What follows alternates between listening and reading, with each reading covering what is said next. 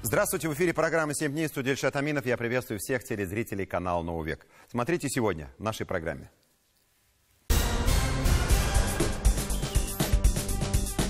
Я считаю, что опять идет передел собственности в пользу олигархов. Сразу 3 ЧП за неделю в Казани. Возвращаемся в 90-е. Это результат нашей достаточно интенсивной, сфокусированной работы. КФУ в рейтингах лучших вузов мира. Каково наше место? Это не учебное заведение, это, по сути, методологический центр. Это место сосредоточения знаний. Академия хоккея в Татарстане. Что изменится в подготовке кадров и когда к нам придут большие победы? Начало этой недели в столице не задалось. Сгорел торговый павильон на колхозном рынке. Стоит ли напоминать нашим телезрителям, что это далеко не первый пожар в Казани, когда горят торговые ряды? Слава Аллаху, что в этот раз без жертв, хотя материальные потери, безусловно, есть. Дальше больше. Дикий случай, который у меня вообще не укладывается в голове. Такое ощущение, что казанские группировки из лихих 90-х вдруг взяли, да и напомнили о себе. Да как напомнили? Дерзко, нагло, на глазах у казанцев неизвестные в масках устроили погром в самом центре города, в торговом комплексе «Алтын». Возбуждено уголовное дело по 2 статьям. Неизвестным в масках инкриминирует хулиганство и умышленное уничтожение имущества. Атака на торговый центр произошла вечером 16 марта. 13 человек пробежали по первому этажу «Алтына», разбивая по пути витрины магазинов. Лица молодых людей были скрыты медицинскими масками. Впрочем, этот факт не стал помехой для эффективных и быстрых действий наших оперативников. Личности 4 подозреваемых в нападении на торговый центр уже установлены. 1 человек задержан. Расследование дела находится на особом контроле у руководства Министерства внутренних дел по Республике Татарстан. Казалось бы, время выдохнуть, а тут новая напасть. Еще один пожар, на этот раз на базе отдыха «Лебяжье». Стоит ли говорить, что и на Лебяжьем пожары явление чуть ли не обыденное? Наши корреспонденты восстановили всю хронологию чрезвычайных происшествий в Казани на этой неделе. Давайте посмотрим.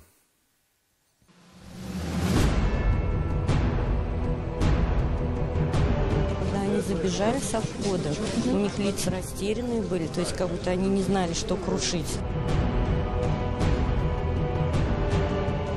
Говорят, что пробежали 6 людей в масках и все бомбили на своем пути, пробежали насквозь от одного выхода к другому. В масках таких вот, как медицинских, и с ножами.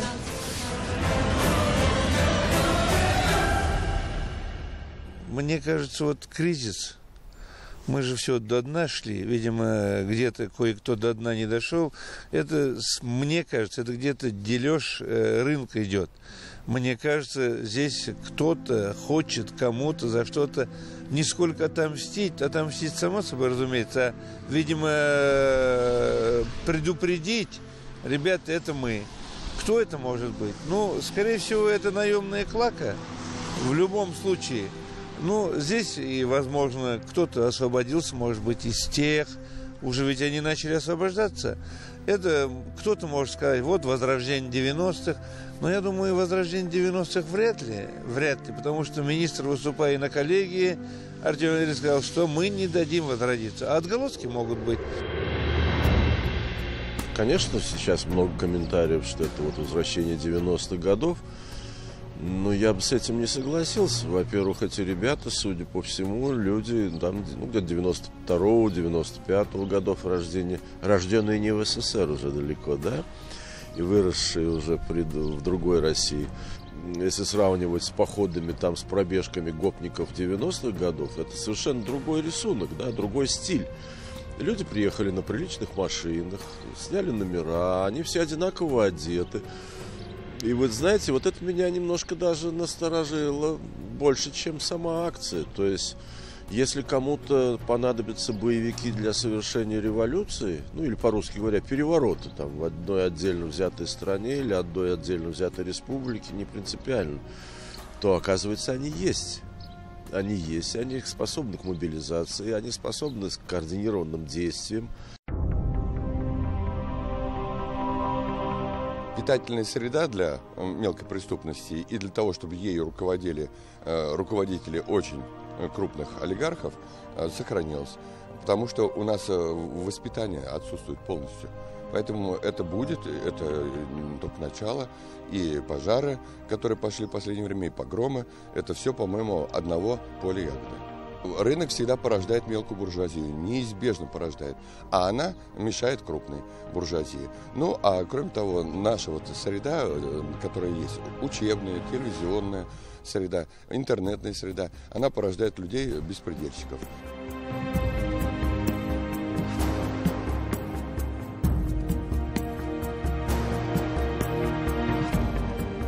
Собственность вроде бы она переделана, но еще некоторые лакомые кусочки есть, а передел переделан тоже может же быть. Посмотрите, некоторые же в любом случае считают, что незаконно ему досталось, и будут пытаться вернуть свое. Вот этот вот передел он все равно может идти, возможно, идет. Я считаю, что опять идет передел собственности в пользу олигархов. В пользу олигархов. Ведь когда у нас уничтожали мелких перевозчиков на автобусах, да и частных перевозчиков мелких на автомобилях, в пользу 3-4 крупных олигархов, это было выгодно, конечно, олигархам. Они всегда могут сговориться насчет цен. То же самое касается и всяких гипермаркетов, молов и прочих крупных продавцов. Им не нужны рынки, им не нужны киоски, которые убираются по всему городу. Им нужны несколько человек, которые всегда могут между собой договориться о монопольно высоких ценах. Это касается и рынков, которые у нас существуют. Эти рынки тоже не нужны олигархам, потому что они дают реальную конкурентную среду. У всех пострадали. Если даже что-то осталось у них в платье, то уже на выброс только. Переделывать становится кусочек, пирожок становится меньше, да, для передела. И, соответственно, возникает некоторое ожесточение. Это ведь касается не только таких классических криминальных структур, но и коррупционных структур.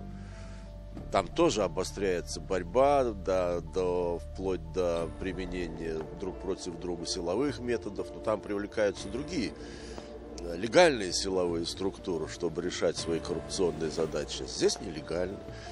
То есть ключевая проблема в том, что стало меньше денег.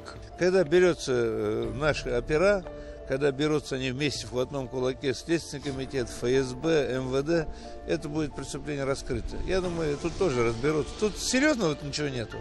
Но это же не случайно, это же говорит не только о том, что милиция плохо работает или школа. Это говорит о том, что по всей стране атмосфера такая, что на всестороннее, свободное развитие личности, на соотнесение интересов друг к другу не ориентируется у нас власть. Мало кто знает у нас, что в любом мире, в любой стране свобода моего кулака кончается у кончика вашего носа. Вот когда люди будут понимать это, а для этого нужно постоянно это воспитывать, эти границы свободы, чтобы люди знали. Вот тогда у нас будет порядок.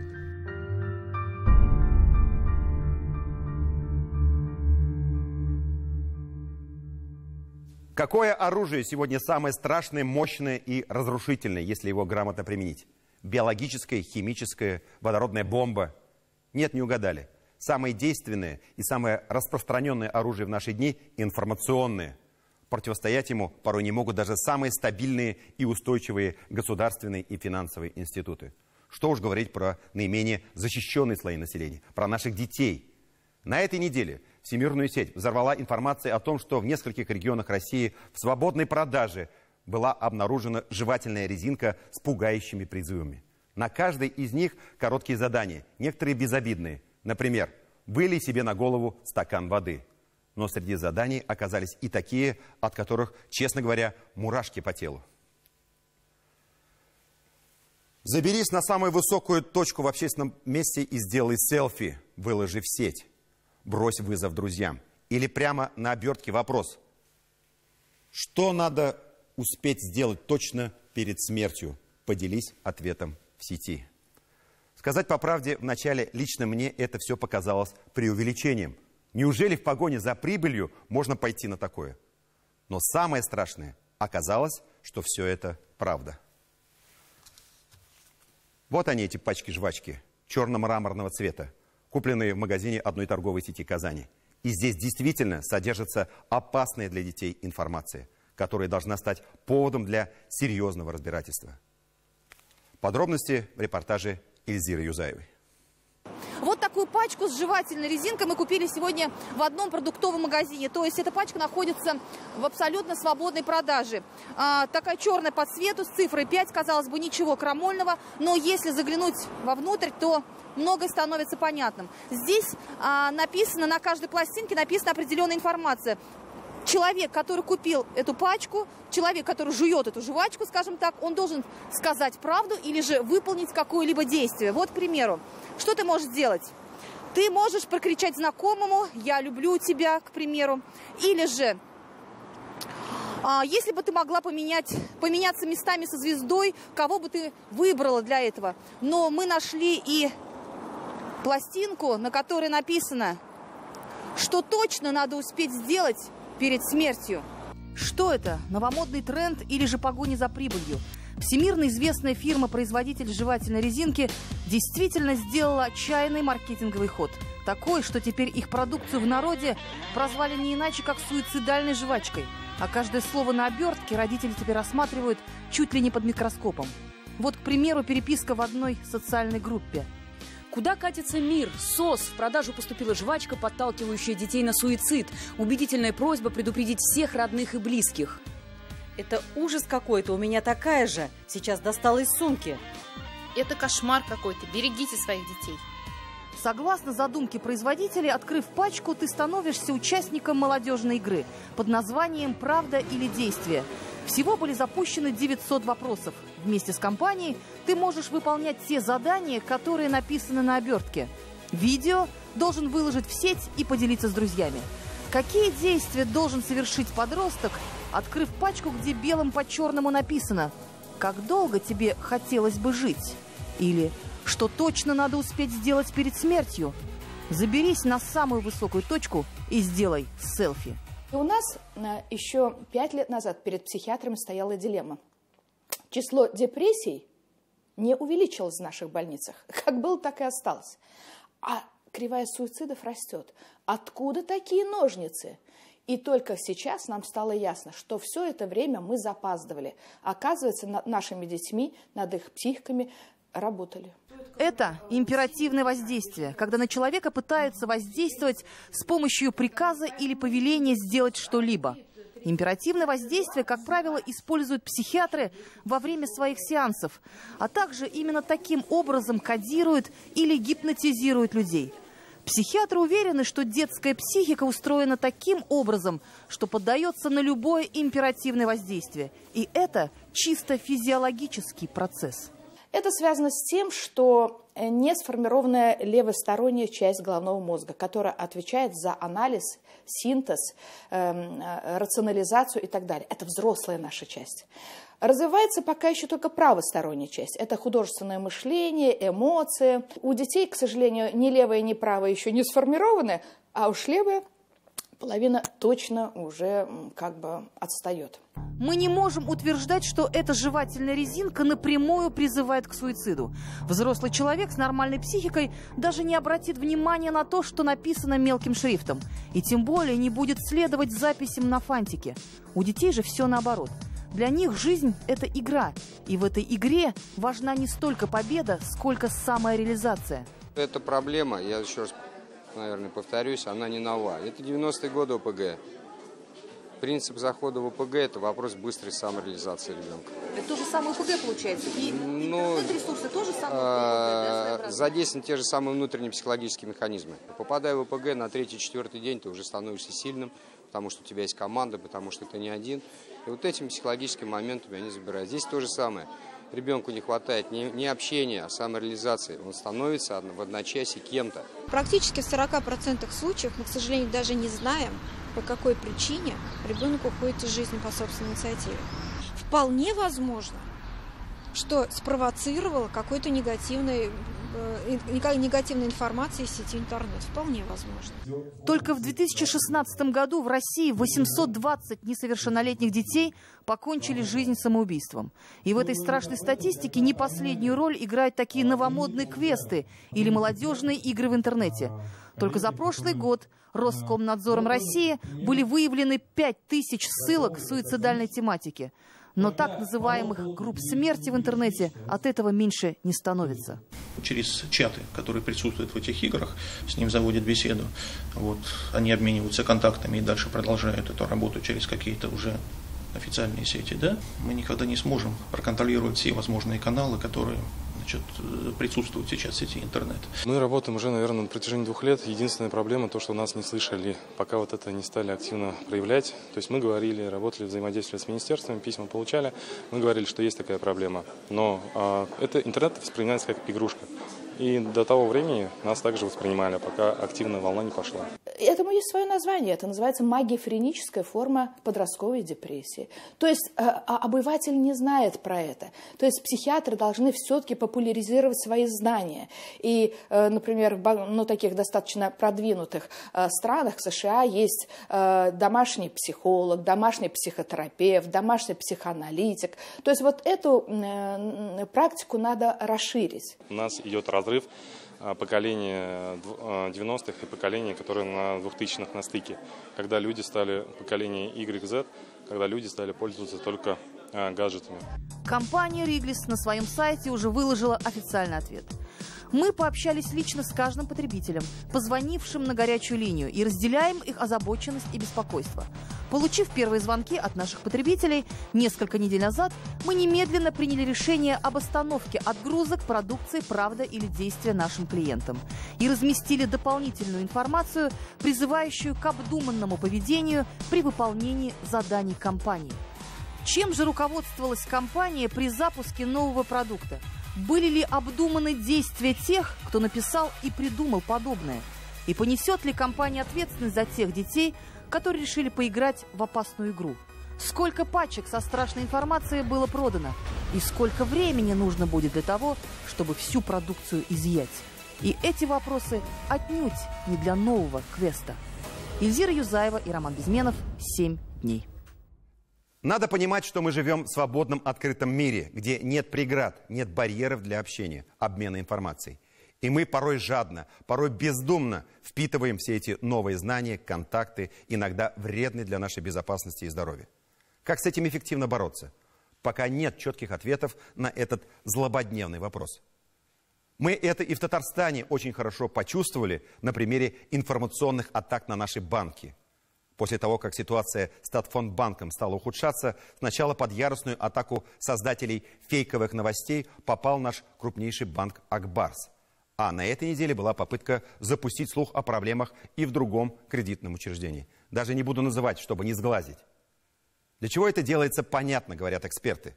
Цель посеять панику среди клиентов и добиться перевода вкладов на другие счета, в другие банки. В мире бизнеса, как и в мире джунглей, все средства хороши. Что касается банковской системы Татарстана в целом, здесь, я считаю, атакам различных интернет-провокаторов, блогеров и прочих анонимных авторов нужно противопоставлять взвешенную, достоверную информацию из первых уст. Тимур Бекмурзин о том, как реально решаются трудные вопросы пострадавших предпринимателей, клиентов Татфонбанка. Мишат, девушке нужны шкафы. Жизнь продолжается, несмотря ни на что. Банковский кризис, конечно, больно ударил по бизнесу Фарита Сафина, но не остановил его. Компания сохранилась, магазины и сотрудники стабильно работают. Предприниматель сохраняет присутствие духа, хотя с рухнувшим Татфонбанком его компанию связывали более чем тесные отношения. Фактически в один миг оборвались все связи. Замороженными оказались платежи, кредиты, инвестиции на десятки миллионов рублей. Нельзя сказать, что все уже позади, но удалось главное – пережить острую фазу кризиса. В самый трудный момент на помощь бизнесу пришло государство в лице Фонда поддержки предпринимательства Республики Татарстан. Это очень льготное кредитование, 5% годовых с отсрочкой первоначальных платежей. Поэтому в данной ситуации, наверное, это была такая вот существенная поддержка, я бы сказал, наверное, единственная. Дела бы пошли еще лучше, говорит Фарид Сафин, если бы к службам Министерства экономики республики активнее подключились и другие ведомства. Скажем, налоговая, ресурсно-снабжающие организации, пенсионный фонд.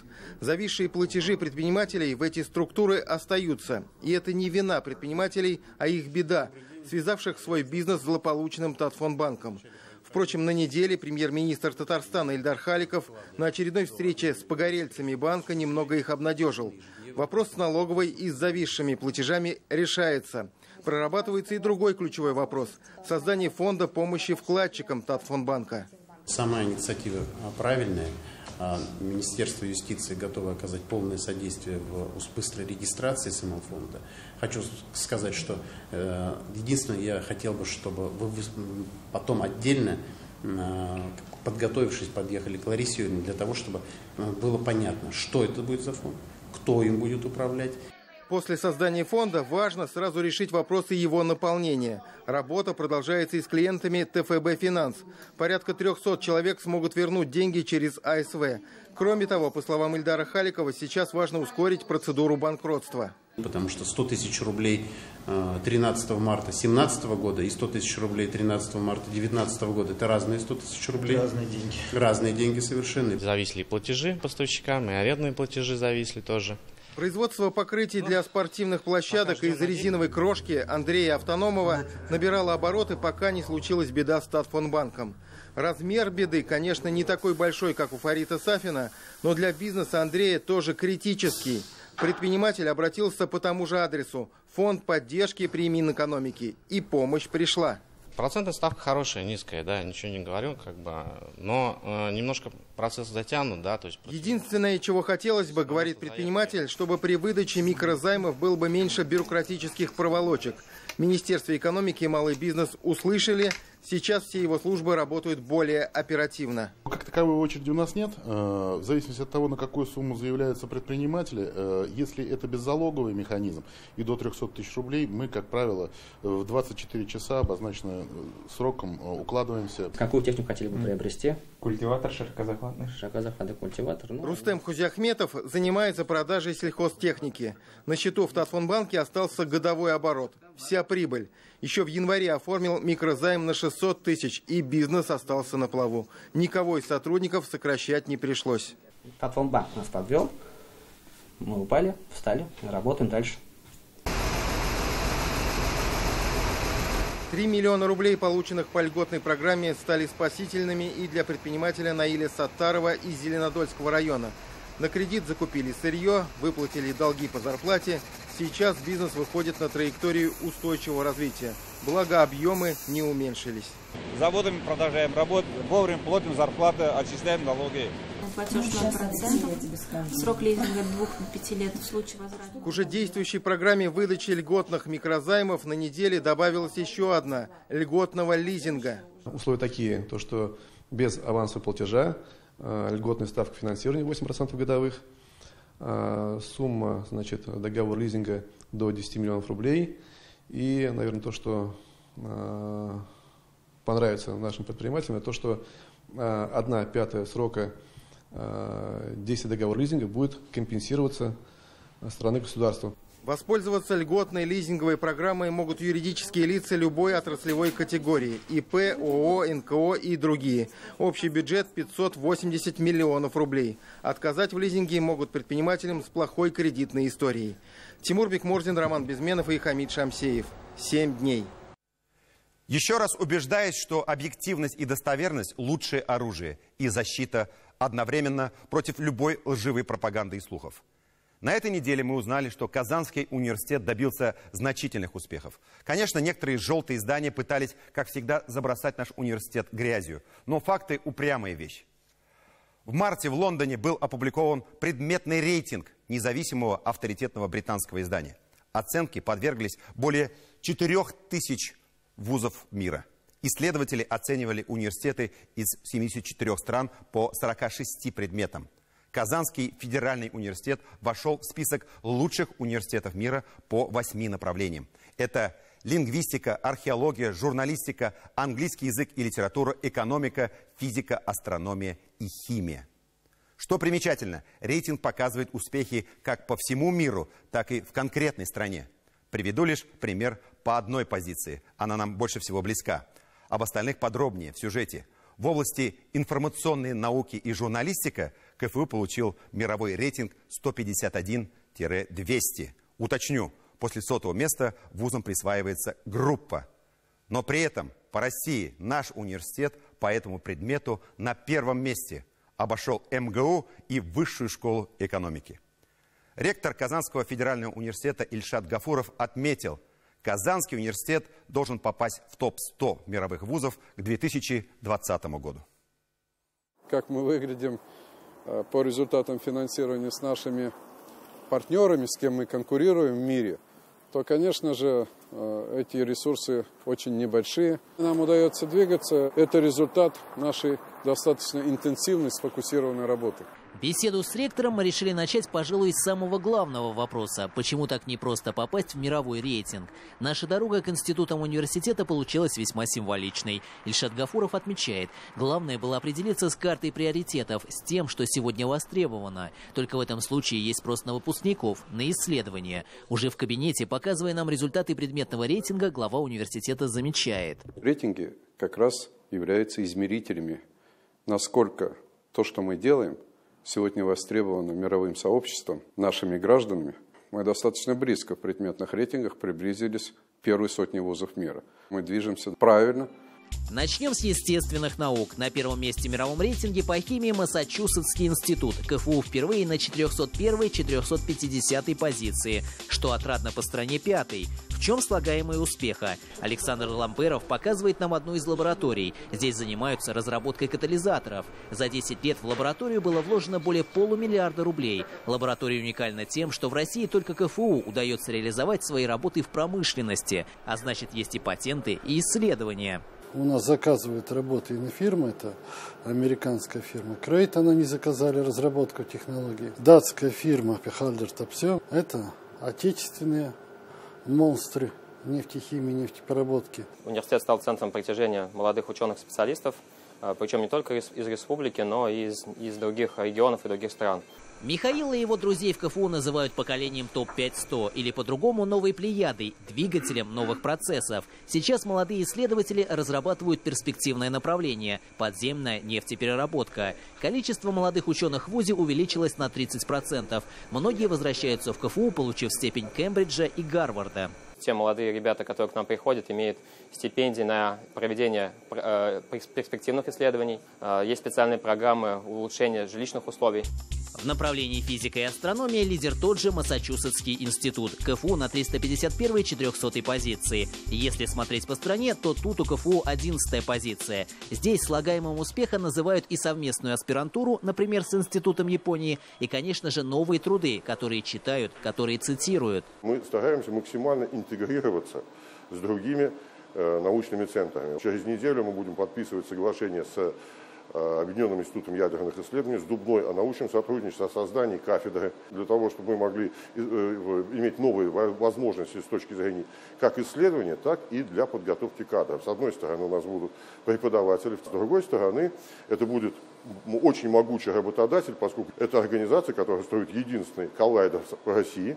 Гуманитарный блок подвергался различным критическим замечаниям, отмечает Ильшат Гафуров. Оценку проделанной работе дал рейтинг. Здесь показатели лучше, чем у естественных наук. Результат 2016 года, но он носит в значительной степени накопительный характер.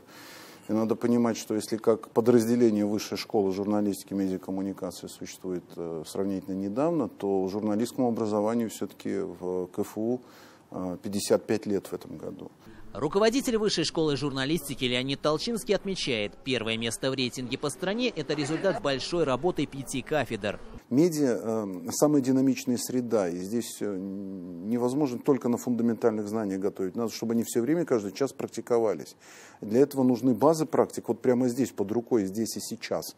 И вы видите, что они есть. Да? Это, опять же, наличие конкурентного преимущества телекомпании собственной. Это наличие теперь вот этих шоу-румов, ньюс-румов, мультимедийных классов. В КФУ приняли решение по-новому готовить и педагогов. Учусь я на педагога, учителя физики и информатики. Мы учимся Как видите, в лабораториях Института физики, так же, как и другие направления, более профильное изучение предмета идет. Вы можете спросить, а для чего им такой уровень образования? Ну, во-первых, в школе ребята сегодня очень продвинутые, могут задать любые вопросы. Преподаватель должен себя очень уютно чувствовать, поэтому прежде всего он должен хорошо знать свой предмет. Но вся методическая база идет в Институте психологии и образования. И вот здесь мы с вами присутствуем как раз в так называемом центре компетенций, где оснащенные лаборатории точно так же, как в ведущих школах нашей страны. Здесь будущие учителя ставят и отрабатывают уроки. Войти впервые в рейтинг помогла в том числе и новая комфортная инфраструктура. Здание на Межлаука очень преобразилось. Студентам и преподавателям создали условия для исследований как технологий, так и методики преподавания. Мы смогли повысить качество подготовки наших учителей. Я могу с уверенностью утверждать, что практически ни один из них не остается без работы. И качество подготовки наших студентов прежде всего объясняется высокими требованиями к абитуриентам. И не случайно мы являемся одними из лидеров в России по этому показателю, имея 74 балла ЕГЭ по одному экзамену. И это говорит о том, что к нам сейчас поступают в основном отличники. Мы дали в прошлом году порядка 80 публикаций. Попадание в рейтинг по направлению английский язык и литература для КФУ тоже впервые. Из России на этой позиции представлены только два вуза – МГУ и КФУ. По лингвистике, отмечает директор Института филологии, по сравнению с прошлым годом поднялись на 50 позиций. Мы интересны своими публикациями в области татарского языка, идентичности татар, проблемами литературоведения. Мы работаем сегодня по созданию Международного центра тестирования по татарскому языку. Свою лепту внесли и коллеги из Института международных отношений. Здесь изучают более 20 языков. Институты в КФУ работают в связке. Несколько лет тому назад мы сделали ставку на изучение направления, связанное со всемирным культурным наследием, которое вбирает в себя и музеологию, и историю, и археологию, и культурологию, и письменное наследие. Но, тем не менее, вот видите, именно археологи на сегодняшний день доказали свою состоятельность, прежде всего в научном плане. В рейтинге по направлению археология КФУ по стране уступил лишь МГУ и Новосибирскому университету. Но стоит принять во внимание, что за ними стоит мощный академический институт – Академия наук. Экономисты Казанского федерального университета, несмотря на все трансформации, которые происходят в экономическом образовании, одержали свою первую победу. Это прорыв, отмечает директор Института управления экономики и финансов. Экономический блок университета существует с 2011 года. Он полностью сложился к 2014 году из 5 составляющих частей других университетов. Мы будем продолжать идти дальше. Перед нами несколько других предметных рейтингов: бизнес и финанс, и аккаунтинг и финанс. Мы становимся университетом в формате 3.0. Скажу, что это такое. Вот 1.0 – это когда университет транслирует знания, работает как образовательное учреждение. 2.0 – это когда в университете интенсивно занимается в том числе и научными изысканиями. Университет 3.0 – это когда университет становится центром инноваций. Мы сегодня начали создавать в составе университета такие площадки. Ну, прежде всего в медицине это клиника наша собственная. Больницу скорой медицинской помощи, что на Ершова, которую передали КФУ, теперь тоже не узнать. В левой части здания еще работают строители. В правой ремонт завершен. Устанавливают оборудование. Все по европейским стандартам. Здесь будут проходить стажировку будущие врачи. Я уверен, что через 2 года КФУ попадет в рейтинг и по этому направлению. Почему через 2? Именно тогда выпустят первых дипломированных специалистов. Сергей Темляков, Андрей Мохов. 7 дней. Мы продолжим нашу программу через пару минут. Смотрите после рекламы.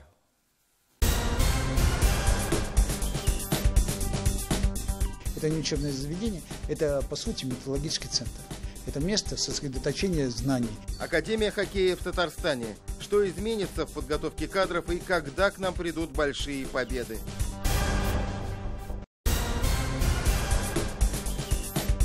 В понедельник госсоветник Татарстана Ментимир Шаймиев во время посещения стройки учебного заведения в Болгаре подтвердил, первый учебный год в Болгарской исламской академии начнется 1 сентября 2017 года. Сейчас здесь уже возведены основной корпус и 6 жилых зданий. Также госсоветник Татарстана оценил строительство гостиницы «Кулгали». Объект расположен между Белой мечетью и создается по образцу исторического объекта XIV века Белой палаты. В понедельник в Москве Рустам Минниханов в Доме приемов Министерства иностранных дел страны принял участие в обсуждении планов республики и ряда других регионов о продвижении своей культуры на внешних рубежах, то есть о налаживании гуманитарных связей в Евразии. Инициатор диалога Сергей Лавров, руководитель внешнеполитического российского ведомства. Сергей Лавров отметил, Татарстан – один из самых активных регионов России по внешнему взаимодействию. В пример поставил сотрудничество республики с ЮНЕСКО. В понедельник председатель Госсовета Татарстана Фарид Мухамедшин в Госдуме принял участие во встрече Совета законодателей страны. Одной из главных тем диалога стали проблемы людей с ограниченными физическими возможностями. Во многих регионах страны, и в Татарстане в частности, остаются проблемы с финансированием этой статьи расходов. Кроме того, обсудили проблему неработающих законов. В Татарстане вопрос пытаются решать. Отслеживает ситуацию специальная комиссия, отметил Фарид Мухамедшин. Во вторник в Казани на 18-й международной выставке, посвященной энергетике и ресурсосбережению, Рустаму Минниханову представили последние достижения отрасли. Показать свои новинки приехали более 100 компаний из России, Италии и Белоруссии. Президент Татарстана отметил, выставка – хорошая площадка для обмена опытом, обсуждения и решения проблем. Сейчас Татарстан признан одним из самых энергоэффективных регионов страны. За последние 6 лет энергоемкость республики сократилась на четверть. В пятницу в Набережных Челнах Рустам Минниханов побывал на открытии нового производства по переработке мяса птицы. Проект презентовала компания «Агросила». Сейчас это крупнейший инвестиционный проект в России стоимостью свыше 3 миллиардов рублей и реализованный в рекордно короткие сроки. Президент республики отметил современность, перспективность и конкурентоспособность предприятия. В ходе визита в Автоград Рустам Минниханов посетил и цеха компании «Кариб». Это авторизованный сервисный центр по ремонту КАМАЗов. В субботу Рустам Минниханов с рабочим визитом посетил Пакистан. Раньше власти двух республик чаще встречались в Казани. Субботний диалог прошел в пакистанском городе-миллионнике Лахоре. В кампусе технопарка «Арфа» президенту Татарстана презентовали возможности в области высоких технологий. Там же подписали соглашение о дальнейшем сотрудничестве пакистанского технопарка и казанского IT-парка.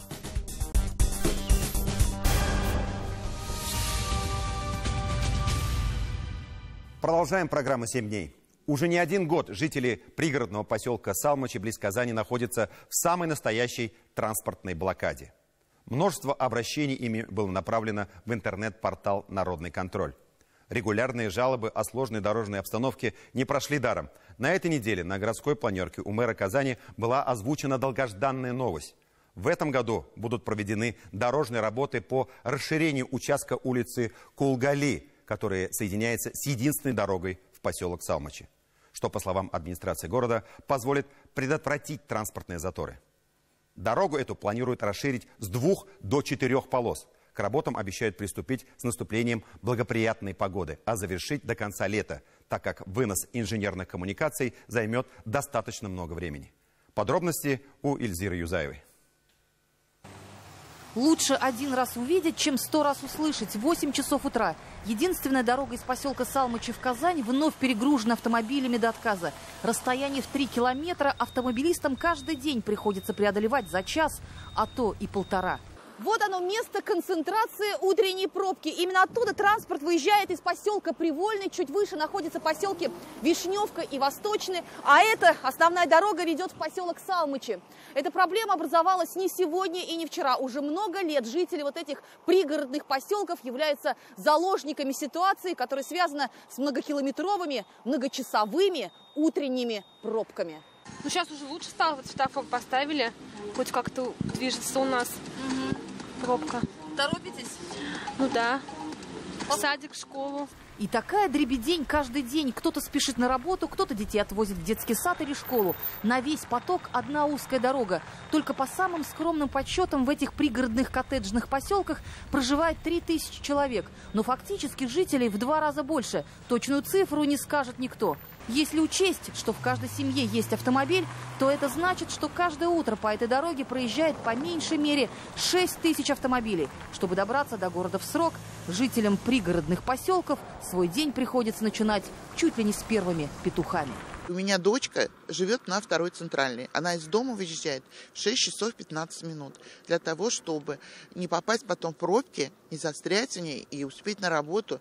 Но зато, когда они приезжают к детскому саду, там многие родители возле детского сада стоят в течение получаса. Молодежи, вам некогда. Вы на работе, у вас нервы. У нас нервов нет. У вас тоже, мне кажется, завершается. Но вы на работе. А работа – это жизнь. Нет работы, нет зарплаты, значит, не на что купить хлеба. Хронический недосып, усталость и раздраженность. Старожилы поселка жалеют своих детей и внуков и вспоминают свою молодость. Когда-то этот поселок не был так тесно связан с городом. Был свой совхоз, свой детский сад, медпункт, бани, столовая, школа. Но в 90-е все развалилось, и никому ничего не стало нужно. Здание единственного муниципального детского сада так и простаивает, разворованным и разбитым. Переполнена наша школа. При полной заполняемости 140 человек, которая была изначально. В школе сейчас 430 детей. Школа перешла на двухсменное обучение, что очень неудобно для многих детей. За всякой мелочью человек заболел, надо аналогин, надо уколы, человек едет в город. Человеку надо заплатить, не все же молодые, не все работают с интернетом. За свет, за газ надо ехать. За каждой мелочью. Здесь на месте у нас что? Бесплатно и много, это воздух. Теперь практически все население работает и учится в Казани. В этом пригородном поселке нет даже своей аптеки. Недавно закрыли почту. Заплатить по счетам им приходится снова выезжать в город. Вот она и есть основная причина таких вот автомобильных заторов, которая, как говорится, на поверхности. Долгие годы не решалась проблема транспортных заторов на выезде из жилого массива Салмача. Чтобы расширить эту узкую горлышко, в 2017 году планируется расширение улицы Кулгали. В настоящее время проектная организация «Тадор-проект» ведется проектирование данной дороги. Работы планируется начать по мере готовности проектно-сметной документации и наступления благоприятных погодных условий. Дорогу, которая соединяет сегодня Салмачи с городом, этим летом уже планируют расширить до 4 полос. Но смогут ли такие меры хоть на время решить проблему пробок без решения проблем развития всей инфраструктуры поселка? Это было где-то в начале 90-х, в конце 80-х годов, когда только эта зона начала формироваться. А потом постепенно, конечно, наросло жилье там. А в 90-е годы тем более социальной инфраструктурой никто не занимался, да и в начале 2000-х тоже. Этому вопросу стали серьезно уделять внимание буквально 5-7 лет назад. Спохватились, а уже поздно, уже все там застроено. Там просто нет же территории, где можно построить школу и детский сад. Их нет. Где построить важные социальные объекты в Салмачах? Вопрос, увы, риторический. Даже при большом желании это будет сделать весьма проблематично. Земля в Салмачах на вес золота. 1 сотка почти в 500 000 рублей. Это в среднем. И большая часть того, что уже построено и продано, это жилье. Почему власть не задумается? Раз люди строятся, значит, они там живут, им нужна работа. Как ни странно, но люди размножаются. Тем более сейчас деньги. Сейчас пошли денежные дети, значит, им нужны садики, им нужны школы. Ведь человек учится в школе 11 лет, это 5-я часть жизни. 11 лет человек должен учиться, жить, считай, в этой школе. Где она? Нет ее. Вот это существующие поселки. Вот город очень сильно ждет вот эту магистраль, Вознесенский тракт, которая выходит вот сюда, на М7. Вот это выходит Космонавтов, а вот это выходит Вознесенский тракт. Пока же власти города просят жителей потерпеть. Будут дороги, возможно, будет меньше пробок. Чиновники обычно говорят так. Решение транспортной проблемы пригородных поселков – это комплекс долгосрочных и дорогостоящих мероприятий, которые потребуют существенных вложений. К чему так и хочется добавить, что проблемы нужно было решать еще вчера. Ильзира Юзаева и Роман Безменов. 7 дней. Живем хоккеем, болеем за Акбарс. Хоккейный бум захватил наш город и весь Татарстан и заставляет учащенно биться сердца болельщиков. В приятном осознании того, что все самое волнующее и интересное еще впереди. Стадия плей-офф Кубка Гагарина в самом разгаре. И мы, ясное дело, переживаем, болеем за нашу команду и желаем ей всяческих успехов. Но еще одна новость для любителей народной игры случилась на этой неделе. В Татарстане принято стратегическое решение о создании в республике Академии хоккея имени Юрия Моисеева. Академия названа в честь легендарного тренера Акбарса, завоевавшего первые золотые медали чемпионата России для республики в 1998 году.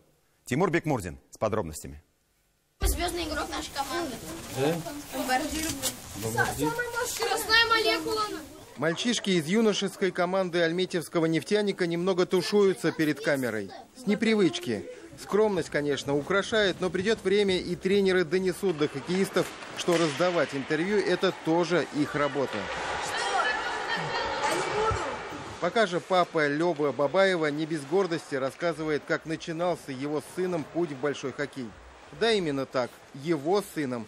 Родители, так же как и их дети, не отделяют себя от команды. Денис вспоминает, все знаки судьбы были за то, чтобы его сыновья занялись именно хоккеем. Бывали мы на хоккее с ним, и вот в один из моментов прилетела шайба от Морозова на 18-й ряд в руки. Пацану 4 года, я говорю, сын, ну, это знак, экипировка, это нужно воспитание где-то дополнительно. Нет, ни в коем случае не жалею. Это, ну, здесь хоккей воспитывает настоящих мужчин, и поэтому не зря я отдал 2 сыновей, да, в эту школу. Пока казанский Акбарс продолжает поход за очередным кубком Гагарина, команда мастеров из альметьевского нефтяника уже вылетела из плей-офф первенства ВХЛ.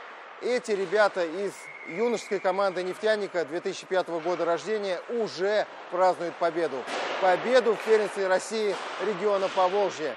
Тренер ребят помладше Александр Комаров рассказывает, как из поначалу мало чего умеющих детей вырастают затем будущие мастера хоккея. Процесс этот сложный, кропотливый, ведь через сито отбора проходят тысячи мальчишек. И только единицы становятся игроками экстра-класса. Александру в этом плане повезло. Среди его воспитанников 89-го года рождения нынешние игроки казанского Акбарса Василий Токранов и Артем Лукаянов. Лукаянов пришел ко мне, я его нашел на футболе. Оттуда уговорил, он пришел сюда в 9 лет. А Токранова нашел на акробатике. Все условия. Сейчас только самое главное вот набраться немножко в этой академии опыта, и с маленькими, и со взрослыми. Возможно, и среди этих 12-летних ребят, чемпионов Поволжья в своем возрасте, растет будущая смена для казанского Акбарса. Интересуемся у ребят планами на будущее и обомлеваем. Михаил, за кого болеете? За Металлург. За Металлург? Не за Акбарс? Куда хотели? В какой клуб? Ну, честно говоря, в Кэпиталс, Вашингтон. Тренер команды чемпиона Владислав Бабанов нас успокаивает. Дело не в отсутствии патриотизма у ребят, а в их максимализме. Они также всей душой переживают за родные татарстанские команды, но мечтают играть в лучших клубах мира. Акбарс и нефтяник пока к таковым для них не относятся. Они максималисты на сегодняшний день. Что будет дальше? Неизвестно. Это не говорит о том, что они не патриоты? Ни в коем случае. Они также переживают за Акбарс, ходят на игры нефтяника. Поверьте, после тренировки они бегут туда.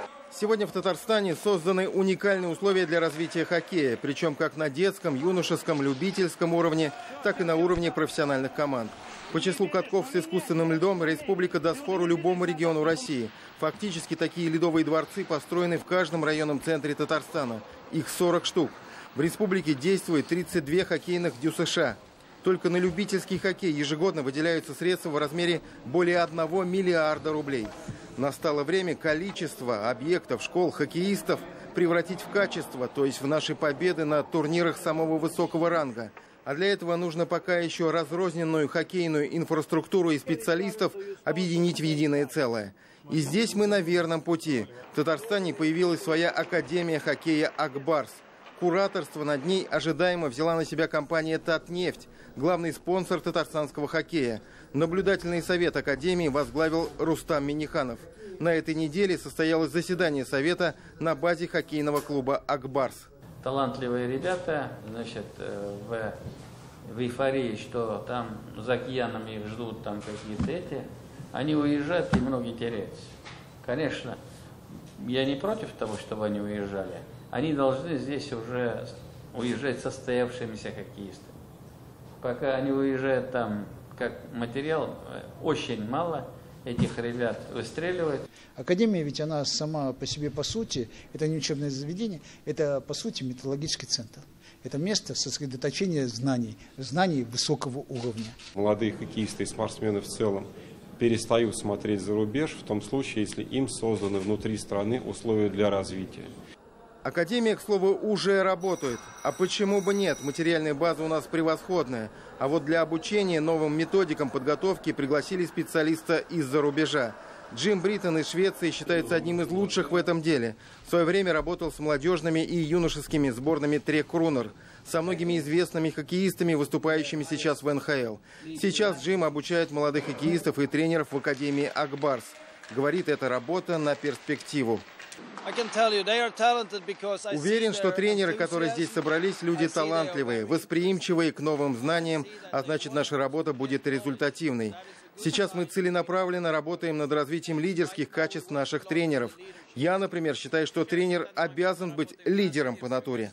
Академия Акбарса должна стать примером для всей страны, уверены ее организаторы. Ведь не исключено, что по ее лекалам будут создаваться и другие подобные центры в России. То, что Татарстан здесь стал пионером, и ответственно, и почетно, и сложно одновременно. Сложности, впрочем, нас не пугают, а свои плюсы уже есть. Так появилась информация, что Центр подготовки юношеских сборных по хоккею имени Тихонова из подмосковного Новогорска переберется в Казань. Это и практика, и теория. Прям сразу. Не так, что там где-то в институте ты занимаешься теорией, потом пришел куда-то, ну и слава богу, тебя взяли. Нет, здесь практика, перспективная, опять же, тренеры, которые хотят, которые видят свой рост команды и свое будущее. Значит, она серьезная, то, что воспитание детей, патриотов нашей страны. Не все будут хоккеисты, но патриотами должны быть все. Поэтому я считаю, что это направление, которое мы взяли, наш клуб взял, или Налют Фатыч взял в свои руки. Я считаю, что это хорошее направление, и я думаю, что оно даст результат. Тимур Бекмурзин, Роман Безменов и Хамид Шамсеев. 7 дней. На этом у нас все. Встретимся через неделю на канале ТНВ. Исян сау болыңыз, бақытлы болыңыз. До свидания.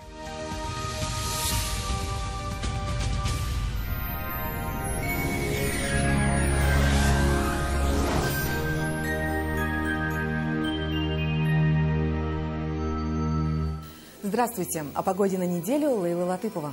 В ближайшие 7 дней в республике ночные температуры будут минусовыми, а днем же устойчивый плюс. На северо-востоке в понедельник без осадков, ночью -3, днем +2. Во вторник пройдет снег, ночью до 4 мороза, днем +1. В среду не исключен дождь, в четверг и в пятницу без осадков, ночью около 2 мороза, днем до 3 градусов выше нуля. В субботу и воскресенье пройдет снег с дождем, дневные температуры +2. На юго-востоке в понедельник также без осадков, ночью -4, днем около нуля. Во вторник и в среду пройдет снег, ночные температуры -3, днем +1. В четверг и в пятницу переменная облачность, ночью до 3 мороза, днем до 3 тепла. В субботу и воскресенье синоптики обещают пасмурную погоду и дождь. В центральных районах республики в понедельник переменная облачность, во вторник и в среду пройдет снег. Ночные температуры около 2 мороза, днем +4.